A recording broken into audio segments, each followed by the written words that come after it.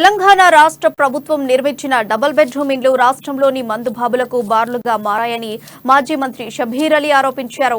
కామారెడ్డి పట్టణ పరిధిలోని టెక్రియాల్ గ్రామ శివారులో నిర్మించిన డబుల్ బెడ్రూమ్ ఇండ్లను షబీర్ అలీ పరిశీలించారు. డబుల్ బెడ్రూమ్ ఇండ్లు నాణ్యత లోపం నిర్మించడంతో డబుల్ బెడ్రూమ్ల వద్ద ఆయన ధర్నాకు దిగారు. ఈ సందర్భంగా కామారెడ్డి జిల్లా నిజాం నవాబ్ 9 ఎకరాలలో ఇల్లు నిర్మించుకుంటే ఇప్పుడు కేసీఆర్ 14 ఎకరాలలో ఇల్లు నిర్మాణం చేపట్టారని అన్నారు. యువకులను సీఎం కేసీఆర్ మద్యానికి బానిసలు చేస్తున్నారు విమర్శించారు.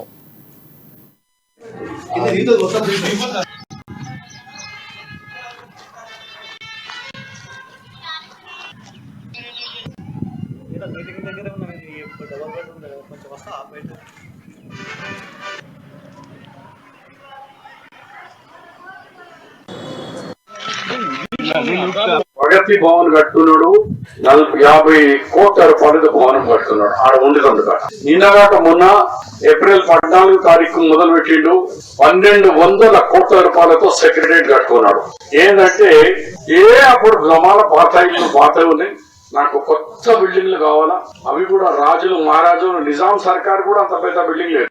ఆయనేమో 9 ఎకరాల్లో కింకోటిలో ఉన్నాడు నిజాం సర్కార్. కేసీఆర్ 15 ఎకరాల్లో బిల్డింగ్ కట్టుకున్నాడు. ఆయనది 9 ఎకరాల్లోనే ఉన్నది. అంటే నిజాం సర్కార్ కంటే కూడా గొప్పడు ఎవరంటే ఎవరు?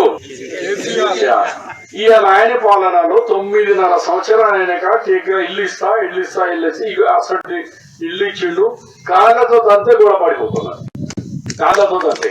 మా మహిళలు చెప్పినారు, పైన ఎక్కితే పైన కింద పడితే మన కింద చచ్చిపోయి పైన చచ్చిపోతాం. అంతా బిల్డింగ్ కట్టిండు. అయితే మొన్నటి నుంచి కేసీఆర్ ఏమన్నాడంటే సంబరాలు చేసుకుంటాడట. నేను అడుగుతున్నా